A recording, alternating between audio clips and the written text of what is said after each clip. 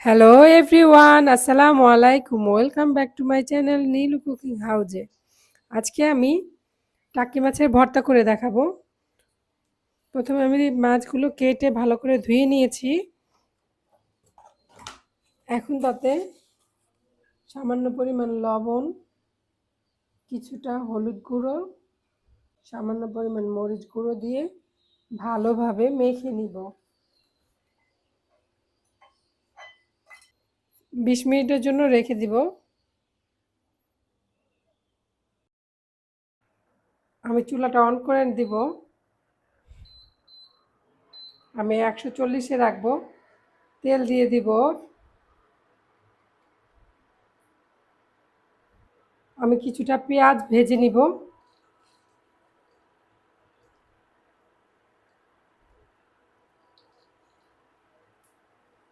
এখানে বড় বড় দুটো পেঁয়াজ কুচি করা আছে, দুটো রসুন কুচি করা দিয়ে দিব। আমাদের পেঁয়াজ রসুন ভাজা হয়ে গেছে, চুলাটা অফ করে দিব। আমরা এখন এগুলো তুলে নিব।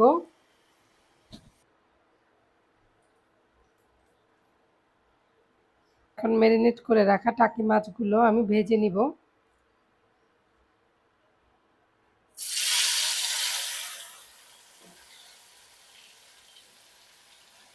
মাছ হয়ে গেছে, আমরা উল্টিয়ে নিব।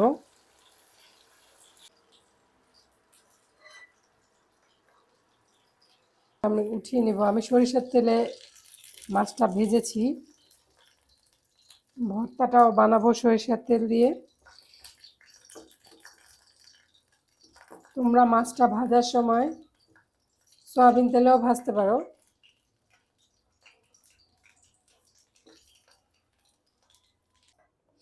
আমি টাকি মাছের কাঁটা ছাড়িয়ে নিয়েছি।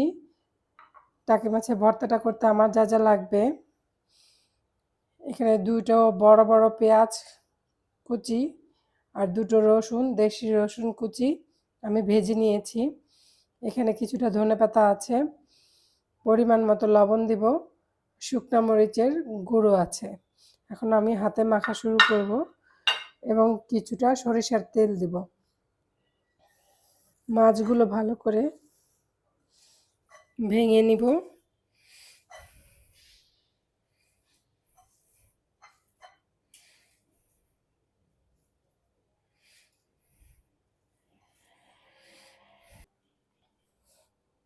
এখন আমি পেঁয়াজ রসুনগুলো দিয়ে দিব, লবণ দিয়ে দিব এবং শুকনা মরিচ গুঁড়ো করে রাখা। শুকনা মরিচ আপনাদের ঝাল অনুযায়ী আপনারা ব্যবহার করবেন, আপনারা কতটা ঝাল খেতে চান। এখানে 10টা শুকনো মরিচ গুঁড়ো করে রাখা আছে। প্রথমে আমি এগুলো ভালো করে মিশিয়ে নিব সামান্য কিছু সরিষার তেলের সাথে। বাটাবাটির ঝামেলা ছাড়াই হাতে মেখে এভাবে বানিয়ে নিতে পারেন টাকি মাছের ভর্তা। ধনেপাতাটা দিয়ে দিব। লবণটা ভালোভাবে পেঁয়াজ রসুনের সাথে মাখানোর পরে ধনেপাতাটা দিতে হয়। ধনেপাতা আগেই দিলে কালার নষ্ট হয়ে যায়। আমি ধনেপাতা দিয়ে বেশি কষলাবো না। মাছ দিয়েও আমাকে কিছুক্ষণ ভালোভাবে মেখে নিতে হবে। আমার মাখা হয়ে গেছে, দেখেন। এভাবে বড়া বানাতে পারবেন গোল গোল করে।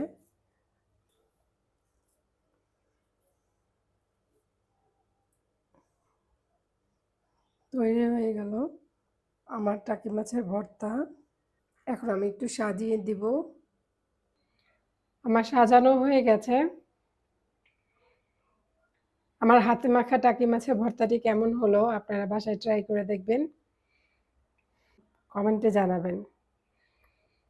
আমার ভিডিওটি যদি আপনাদের ভালো লেগে থাকে তবে অবশ্যই একটি লাইক দিবেন এবং আমার চ্যানেলটিকে সাবস্ক্রাইব করে আমার চ্যানেলটির পাশে থাকবেন। সবাই ভালো থাকবেন। মাহে রমজানের শুভেচ্ছা রইল। আল্লাহ হাফেজ।